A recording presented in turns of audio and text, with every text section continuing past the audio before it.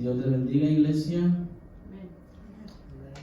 Pues quiero decirle que estamos aquí, sean todos bendecidos, y sabemos que por este medio nos estamos comunicando, y pues el hecho de que no podamos estar aquí, pero eso no significa que nosotros nos hemos dejado de asistir a la iglesia. La iglesia somos nosotros.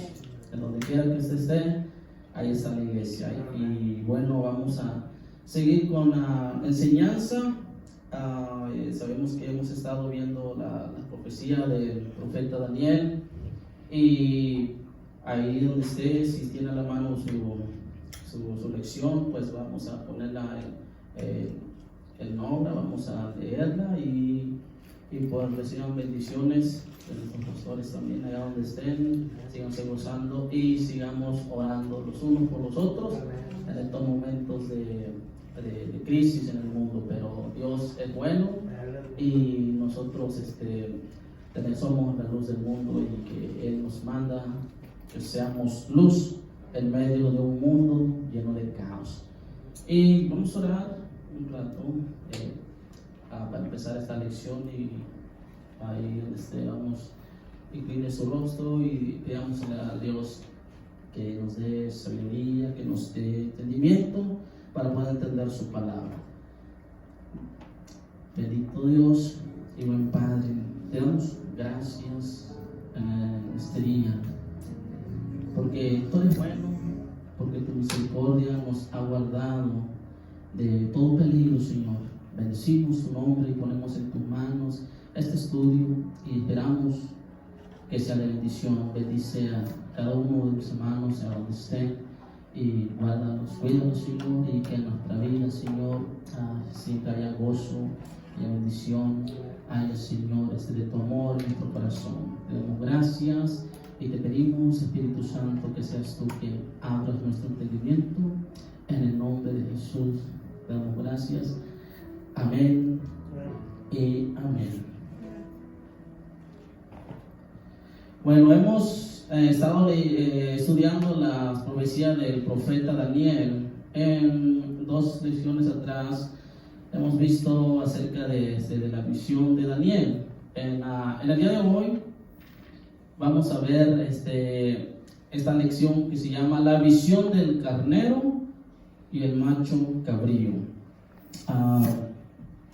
La visión del carnero y el macho cabrío, ¿verdad? Es un carnero y un toro, se puede decir. Y la cita bíblica es en Daniel 8, y dice así, ¿verdad? Del 3 adelante, y dice: alcé los ojos y miré, y he aquí un carnero que estaba delante del río, y tenía 2 cuernos, y aunque los cuernos eran altos, uno era más alto que el otro, y el más alto creció después. Vi que el carnero hería con los cuernos al poniente, al norte y al sur, y que ninguna bestia podía parar delante de él, ni había quien escapase de su poder, y hacía conforme a su voluntad, y se engrandecía. Mientras yo consideraba esto, dice, he aquí un macho cabrío venía del lado del poniente sobre la faz de la tierra sin tocar tierra, y aquel macho cabrío tenía un cuerno notable entre sus ojos, y lo vi que llegó junto al carnero y se levantó contra él y lo hirió y le quebró sus 2 cuernos, y el carnero no tenía fuerza para pararse delante de él. Lo derribó por tanto en tierra y lo pisoteó, y no hubo quien librase al carnero de su poder. Y el macho cabrío se engrandeció sobremanera, pero estando en su mayor fuerza, aquel gran cuerno fue quebrado, y en su lugar salieron otros 4 cuernos notables hacia los 4 vientos del cielo. Bueno, vemos que en esta visión del profeta Daniel, un poco extraña se puede decir, porque en la palabra de Dios los símbolos no se interpretan como se leen, sino que tienen otra interpretación. Entonces vemos que en la lección pasada hablábamos de que Dios decidió mostrarle al rey Nabucodonosor los 4 imperios que iban a gobernar el mundo y cuándo iba a ser el fin de la humanidad. Entonces Dios, con esto debemos aprender que Dios está en control de todo, que Dios está en control de todo lo que pase, y desde años antes Dios decidió de una manera soberana hacérselo saber a este rey. Y ya habíamos visto en la estatua del rey Nabucodonosor que había visto, donde eran los 4 imperios que iban a gobernar el mundo antes de que él viniera. Entonces, después, en la lección pasada hablábamos de 4 bestias, y pues aquí habla los 4 imperios que iban a ser y que se iban a levantar en el mundo y que iban a tener poder y reino por cierto tiempo, pero después de un tiempo iban a caer y se iba a levantar otro reino. Entonces vemos que por muy fuerte que sea un reino, por muy poderoso que sea una nación, un reino o lo que sea, todo tiene su fin y Dios está en control de todo ello.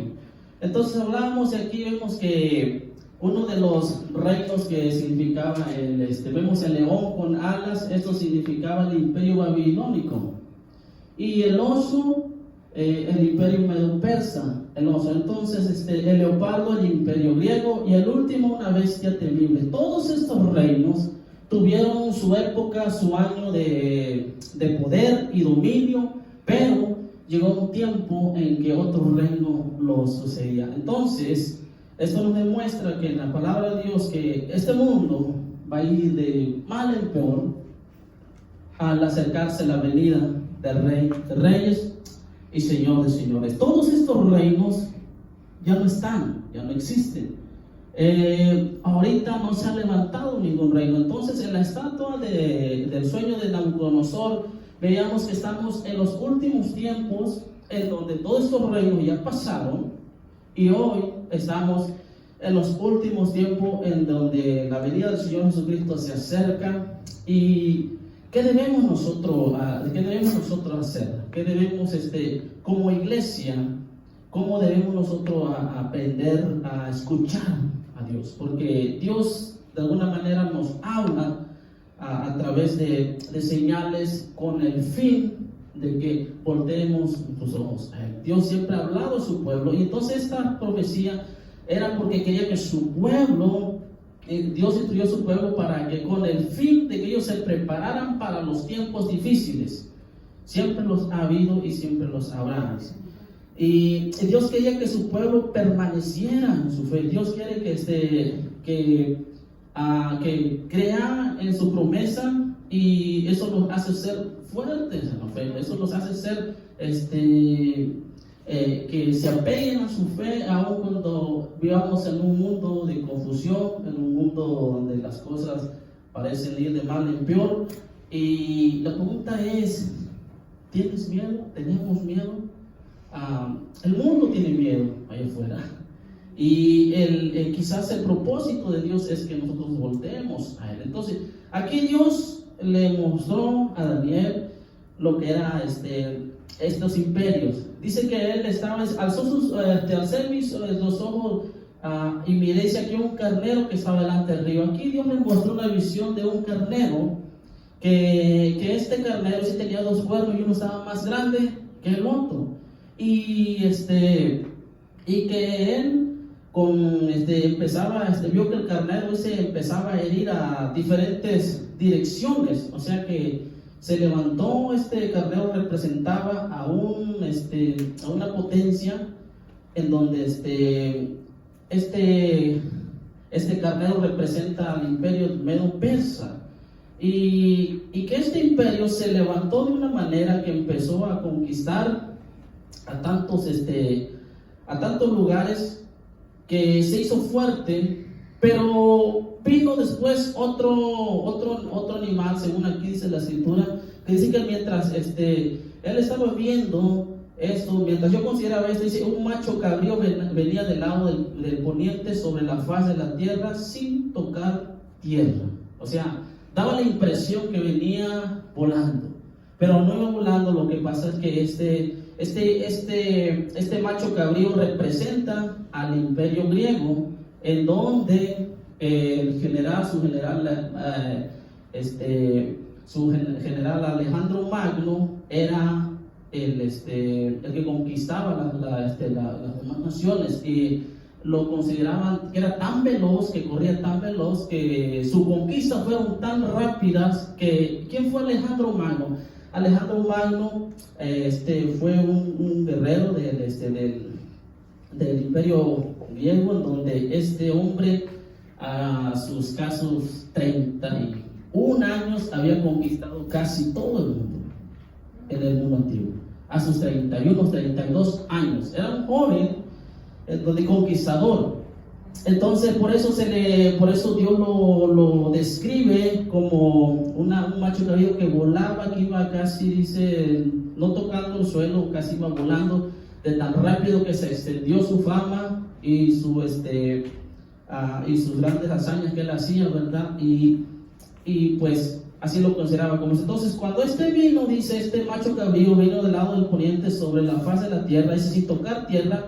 Aquel macho cabrío tenía un cuerno notable de entre sus ojos, era más o menos así, como un cuerno grande en medio de su frente. Y cuando llegó junto al carnero, que estaba venciendo, este animal, dice que vino junto al carnero y se levantó contra él y lo hirió y le quebró sus dos cuernos. Y el carnero, dice, no tenía fuerza para pararse delante de él. Lo derribó, por tanto, en tierra, lo pisoteó, y no hubo quien librara al carnero de su poder. Vemos que esto representa al imperio griego de Alejandro Magno, en donde destrozó totalmente al carnero, destruyó, lo pisoteó, e hizo con él, dice, que no hubo quien lo defendiera, que lo librara de su poder, dice. Y el macho, dice, que Dios se engrandeció sobremanera, pero dice, estando en su mayor fuerza, aquel gran cuerno fue quebrado, y en su lugar salieron 4 cuernos notables hacia los 4 vientos del cielo. Esto habla de que después de que el imperio griego, en donde estaba Alejandro el Magno, él era el representante, después el general, él representaba el cuerno del medio, en donde dice que fue quebrado. Cuando dice que se engrandeció en grande manera y estando en su mayor fuerza, habla de la muerte prematura que este hombre tuvo, porque un hombre tan conquistador, se le conoce en la historia, Alejandro Magno, que a sus 33 años murió. Imagínate, 33 años tenía, quiere decir que cuando su imperio estaba en su máximo apogeo, en su máxima, se puede decir, fuerza y destreza, este hombre murió. Y murió joven. Y cuenta la historia que este hombre no murió en batalla, sino que murió, él tenía un dios que se llamaba Baco, un dios que era el dios del vino. Y festejando en una de sus conquistas, él se puso a tomar vino, y según cuenta la historia, que él salió a cabalgar en su caballo y murió de pulmonía, de gripe. Entonces qué paradójico que este hombre conquistador no murió en batalla, sino que una simple gripe o pulmonía lo mató. Y esto nos enseña lo frágil que es la vida, lo frágil que es la vida del hombre en esta tierra y la vanidad de la vida. Entonces, dice que cuando fue en su lugar salieron 4 cuernos notables hacia los 4 vientos. Cuando este hombre murió, Carlos Magno, como no tuvo hijo para que lo reemplazara, él tuvo 4 generales que le pelearon con él alrededor de muchos años, pelearon con él, y ellos se dividieron los imperios. Y entonces eso habla de que esos cuernos son los que crecieron, aunque dice, aunque no con la misma fuerza, porque no eran igual, no tenían la misma destreza que este hombre, pero se dividieron entre los 4 generales al reino, que antes había, que estaba Alejandro el Magno. Entonces este hombre murió y quedaron estos 4 generales, se dividieron el reino, y esto es lo que habla de los cuernos, que cuando fue quebrado el cuerno, salieron 4 más. Eso quiere decir. Luego dice, vino el 17, dice, vino luego de donde yo estaba, y bueno, vamos a leer del 15, del 8:15, mientras Daniel estaba viendo esta visión, él se quedó sorprendido porque no sabía no sabía la interpretación. Entonces él estaba viendo esto y al principio quizás no entendía, pero en el versículo 15 dice, Daniel 8:15, dice, y aconteció que mientras yo, dice Daniel, consideraba la visión y procuraba comprenderla, o sea, él procuraba comprenderla, dice, y aquí se puso delante de mí uno con apariencia de hombre. Esto se refiere a ángeles. Y oí una voz de hombre entre las riberas del Ulai, que gritó y dijo, Gabriel, enseña a la visión. Aquí Dios le mostró, o sea, cuando dice uno con apariencia de hombre, eran ángeles que hablaron el idioma humano, el idioma de hombre. Pues y dice, y oí una voz entre las riberas del Ulai, que gritó y dijo, Gabriel, enseña a la visión. Aquí vemos que Gabriel es el mismo ángel que habla en Lucas creo 1, donde que le visitó a María. Es el mismo ángel que le habló, que le interpretó la visión. Le dijo, enseña a la visión, o sea, a Daniel. Dice, vino luego de cerca donde yo estaba, y con su venida me asombré y me postré sobre mi rostro.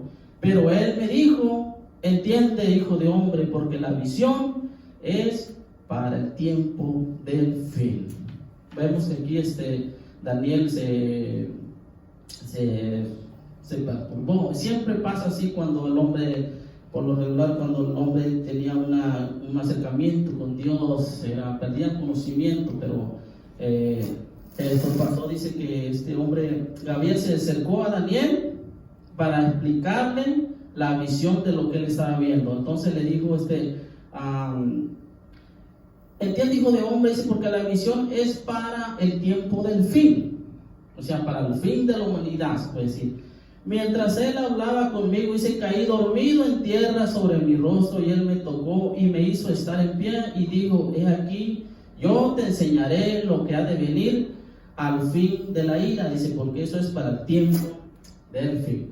Entonces vemos que aquí el ángel vino a darle la interpretación, le enseñó la visión a Daniel, y entonces dice el 17, dice luego 18, aquí esta interpretación decía más ante que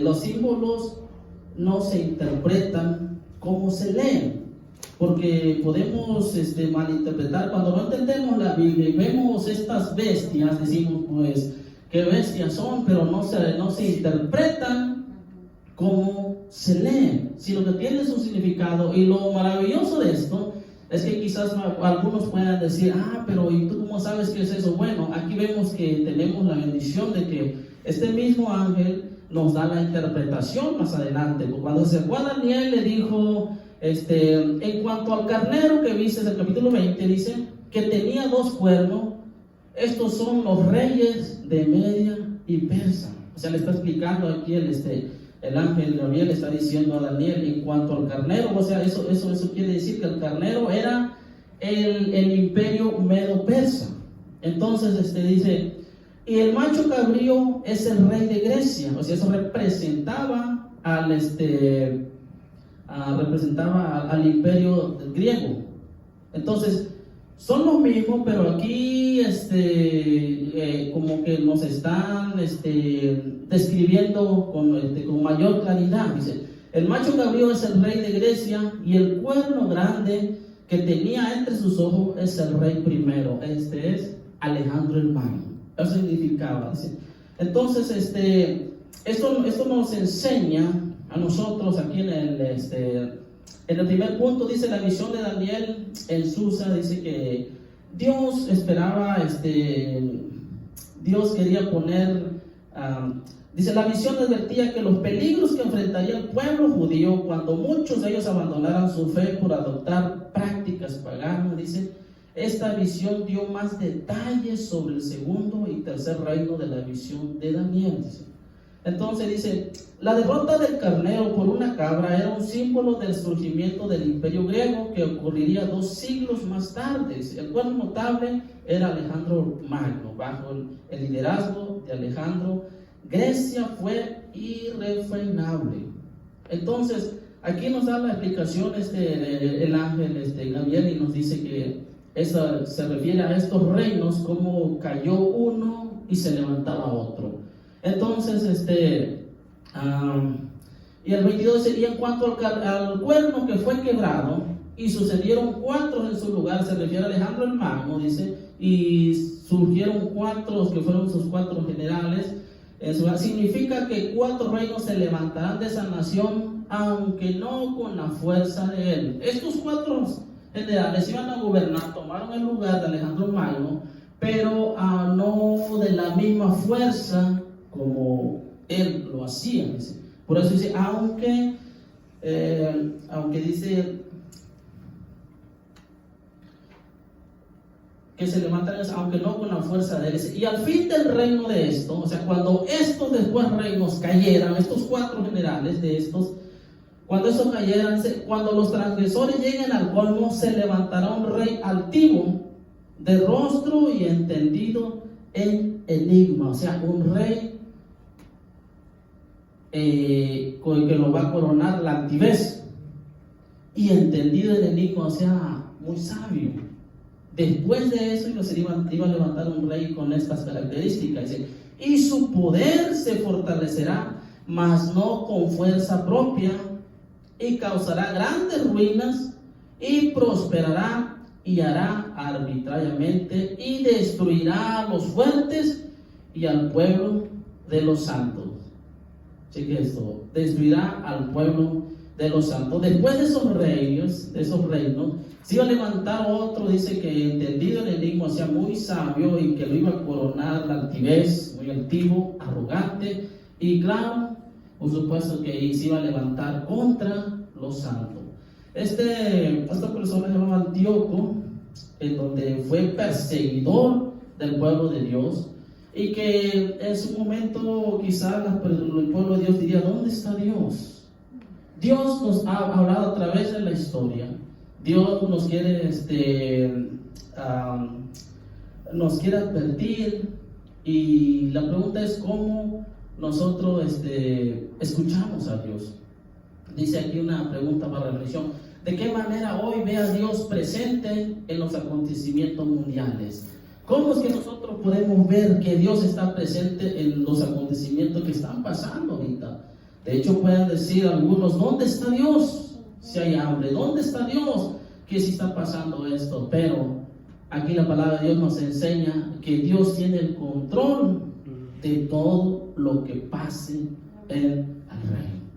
Entonces, y la misma palabra nos habla. Entonces, los cristianos, los seguidores de Cristo, las personas que aman a Dios y conocen su palabra, vemos esto como algo natural, que Dios, en una ocasión los discípulos le preguntaron a Jesús en Mateo 24 del 4 al 10, dijeron, Jesús le dijo, vendrán cosas peores. Ellos le mostraron el templo, ¿verdad? La majestuosidad del templo, y Jesús le dijo, ¿ves todo esto? Va a llegar el día en que no va a haber piedra sobre piedra que no sea removida. Y empieza a decir, habrá pestes, habrá hambre, habrá de todo. O sea que esto va a ir de peor. Antes, cuando se acerca la venida del Señor, el mundo va a colapsar.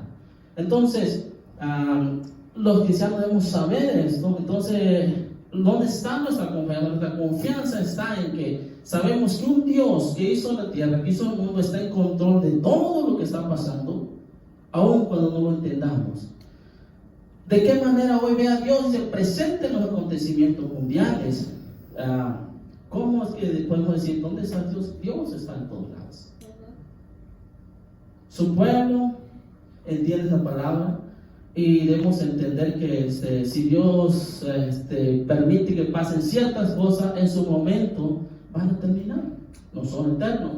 Esto nos demuestra en el estudio de hoy que estos imperios que eran poderosos, llegó un tiempo en que desaparecieron, hoy no están. Y entonces Dios dice que provee un intérprete, que es el ángel. Dice. Entonces este ángel le explicó el significado de esta extraña visión a Daniel. Es una visión del futuro y se relaciona con el juicio de Dios a su pueblo debido a su pecado. Dice, como señala en el punto 1, dice, el pueblo judío sufriría la disciplina de Dios aún mientras él dirigía el curso de los reinados del mundo. Los cristianos debemos estar seguros de que Dios conoce el futuro y tiene el control. ¿Cuántos decimos amén? Amén, ¿verdad? Dice, Dios no siempre responde a los ¿por qué? O sea, ¿por qué, Señor, esto? ¿Por qué, Señor, el otro? Dice que Dios no siempre responde a eso, dice. Pero nos recuerda que podemos confiar en Él. Entonces dice, tenga presente lo siguiente, dice, el mismo Dios que lo ama tiene el control total de todo lo que sucede en este mundo, de todo, aún de esta pandemia que está pasando. ¿Lo crees? Creo que debemos creerlo. Y si tú te das cuenta, el mundo está asustado, el mundo está en pánico. ¿Por qué? Porque no conoce al Dios de la Biblia, porque no conoce al Dios que hizo los cielos y la tierra. Conocen de un Dios que les enseñaron a través de las generaciones, los padres, pero no al Dios de la Biblia. Entonces dice, ¿cómo podría usted, dice una pregunta, cómo podría usted mejorar en escuchar a Dios cuando el mundo lo rodea? Cuando el mundo que lo rodea está dominado por el caos y el temor, ¿cómo podría usted mejorar en escuchar a Dios cuando el mundo que lo rodea está dominado por el caos y el temor? La mejor manera de escuchar a Dios es que si algo está pasando en el mundo, el propósito de Dios es que nosotros volteemos a verlo realmente. Amén. Que podamos decir realmente, hay un Dios que lo que digamos, que lo que prediquemos, que lo que hablemos, realmente lo vivamos, que lo que decimos, que lo creamos. Porque no podemos decir, creo en un Dios todopoderoso y creo en ese Dios y estar todo el tiempo temerosos. Sabemos que Dios tiene control de todo, aún de las peores pandemias que pueda haber, aún del peor caos que haya. Porque Dios nos ha puesto como luz para traer esperanza a aquellos que no le conocen. Entonces, dice, al considerar la historia podemos entender que la interpretación de Gabriel en Daniel del 8 al 20, el imperio persa representado por el carnero derrocaría al imperio babilónico. O sea, aquí vemos que en esta pelea de estos dos animales era porque un imperio iba a derrotar al otro. Entonces el gran cuervo era Alejandro el Magno, dice. Entonces esto Dios demostró a Daniel lo que iba a pasar en los próximos 400 años de su pueblo, Dios. Pero también es una relación en lo que va a ocurrir con la humanidad, que va a llegar el tiempo en que este mundo, la humanidad va a llegar a su fin, en donde Dios en su venida está preparando todo esto para la venida del Señor, porque estamos en los últimos tiempos en donde la estatua del rey Nabucodonosor que soñó, estamos en los últimos tipos de gobierno. Entonces dice, y su poder el 25 dice, y con sagacidad hará prosperar el engaño en su mano, y en su corazón se engrandecerá, y sin aviso destruirá a muchos. Esto está hablando, ¿verdad?, del próximo rey que se iba a levantar. Dice, destruirá mucho y se levantará contra el príncipe de los príncipes, pero será quebrantado, aunque no por mano humana. Esto habla del último rey, se puede decir, que se levante, que va a estar el último imperio que va a estar en la tierra, y que dice que este hombre se va a levantar, va a ser muy sabio, va a ser muy arrogante, pero que va a llegar el tiempo en donde va a destruir a muchos y que se levantará contra el príncipe de los príncipes. Habla, dice, y lo interesante dice, pero será quebrantado, aunque no por mano humana.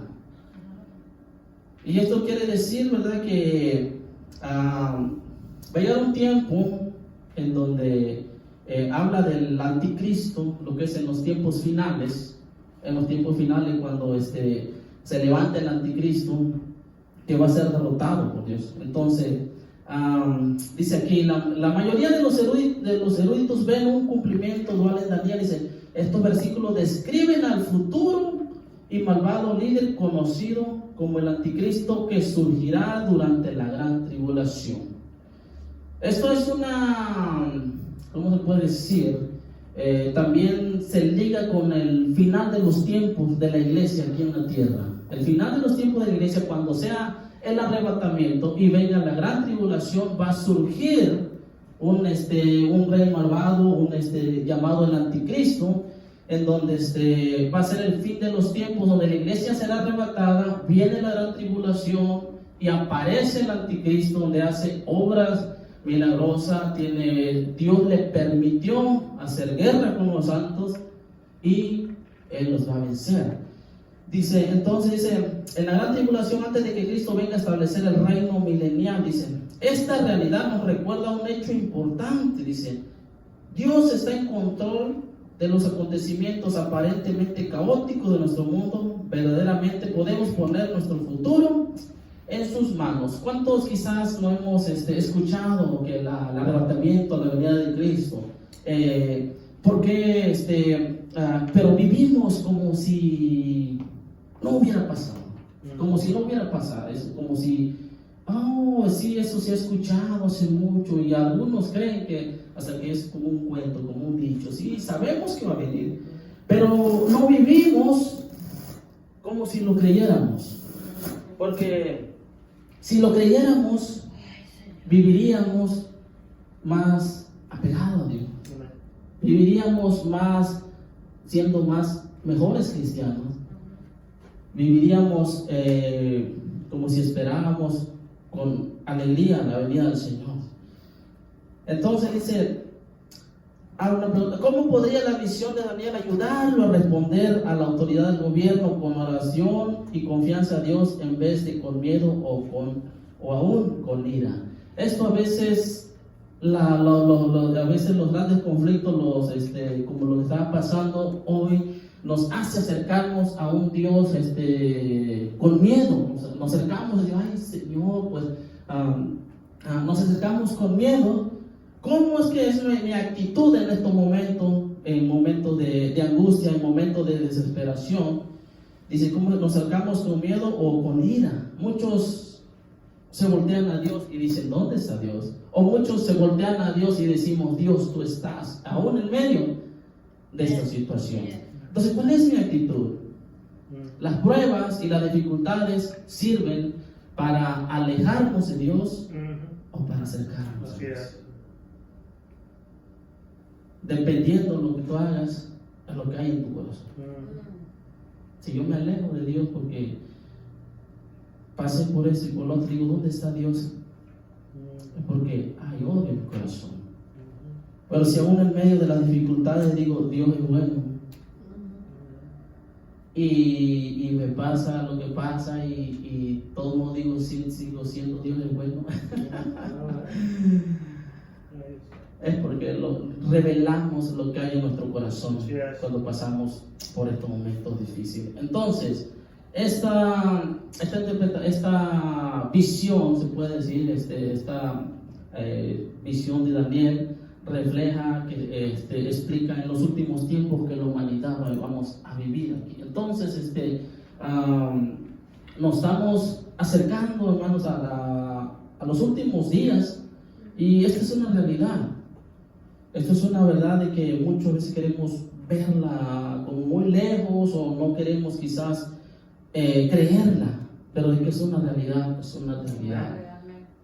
Solo nos queda, ¿verdad?, acercarnos a Dios y decir, pues, ¿qué nos ayuda esto? En que podemos acercarnos más a Dios, en que Él nos quiere otra vez llamar nuestra atención a Dios. A veces usa estas dificultades para llamar su atención y que volvamos a Él. Pero el arrepentimiento no va a venir sin antes no venga la confrontación. Para que haya arrepentimiento debemos confrontar, así como Jonás, Dios mandó a Jonás al pueblo de Nínive, para que el pueblo se arrepintiera, tuvo que haber un confrontamiento a ellos. O sea, el mensaje de Jonás era: de aquí a 3 días Nínive será destruida. Y entonces, cuando fue la confrontación, vino el arrepentimiento. Y por último leemos el llamado al discipulado. Dice: si bien conocemos que las Escrituras nos brindan todos los detalles de las profecías, pasajes como Daniel 8 pueden fortalecer profundamente nuestra fe al demostrar su veracidad y cumplimiento. O sea, todas estas profecías se cumplieron, y eso dice que debe fortalecer nuestra fe de que todo lo que está escrito en la palabra de Dios es verdad. Y eso aumenta nuestra fe, fortalece nuestra fe. Dice, la profecía también nos da la idea de lo que Dios ha planeado para este mundo. Dice, el cumplimiento de las visiones de Daniel en la historia puede afirmar su fe en el conocimiento y la soberanía de Dios. Las Escrituras son claras. El plan de Dios para el futuro incluye el regreso de Jesucristo para gobernar como Rey y de reyes y Señor de señores. Las Escrituras también son claras respecto a la manera en que los creyentes deben vivir a la luz de su regreso. ¿Cómo debemos vivir nosotros como hermanos en Cristo? Muchos creen que Jesús va a venir a rescatarnos del pecado. No, Jesús vino como Salvador la primera vez. Esta segunda vez va a venir como juez. Entonces de nosotros depende si queremos que venga como mi Redentor o Salvador o como mi juez. ¿Cómo es como mi juez? Bueno, como Salvador es que tú le aceptas en tu corazón y que le digas: soy un pecador, te recibo en mi corazón y quiero ser un hijo tuyo.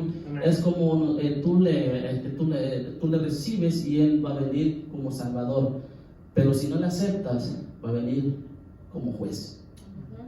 Entonces dice, el regreso del Señor Jesucristo para gobernar como Rey de reyes y Señor de señores. Las Escrituras también son claras respecto a la manera en que los creyentes deben vivir a la luz de su regreso. Esto incluye confiar en la gracia de Dios para vivir piadosamente. Además, estamos llamados ¿a qué? A vigilar en oración y animar a los creyentes a amar y hacer el bien. Estamos llamados a vigilar en oración y animar a los creyentes a amar y hacer el bien. A eso estamos llamados también.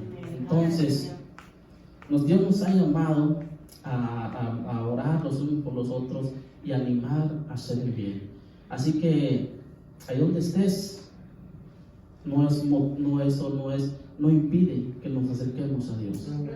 Y gracias a Dios por la tecnología en que podemos estar conectados, que podemos aún así estar los unos con otros orando, porque la iglesia somos nosotros, la iglesia eres tú. Dios te bendiga, iglesia, y vamos a orar para que por cada uno de los hermanos y cada una de las personas que se congregan y los que tuvieron alguna vez, que el Señor nos dé la fortaleza, nos dé la fuerza y nos anime a seguir orando los unos por los otros para que Dios nos fortalezca. Amén. Señor y buen Dios, te damos gracias en esta mañana, este día,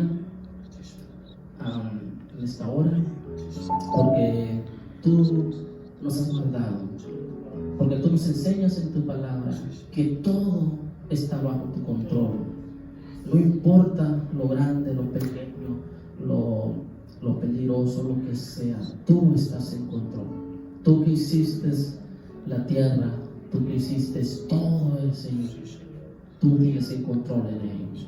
Y te damos gracias porque a través de esto, lo que estoy pasando, es porque quizás tú tengas un propósito en nuestra vida. Quizás quieras que nosotros volteemos nuestro rostro hacia ti y que nosotros quizás podamos decir, Señor, he aquí, he estado viviendo de una manera que no te agrada. Perdónanos y ayúdanos a vivir, Señor, en tu verdad, en tu gracia, y esperando con ansia tu regreso, Señor.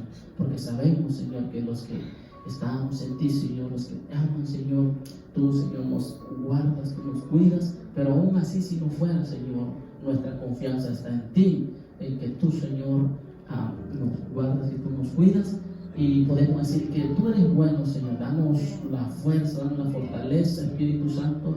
Bendice a cada uno de mis hermanos, esta iglesia de Misión Guadalupe, este pueblo, Señor, y cada una de las familias representadas, Señor, que se congregan en este lugar. Y aún así mismo por aquellos, Señor, que no vienen, que no han venido, Señor. Bendícelos, guárdalos, bendice nuestra casa pastoral, Señor, nuestros pastores, Señor, guárdalos. En el nombre de Jesús te damos la honra, la gloria y la alabanza. Y todo esto, Señor, te lo pedimos en el nombre de tu Hijo amado Jesús. Amén y amén. Dios te bendiga, iglesia.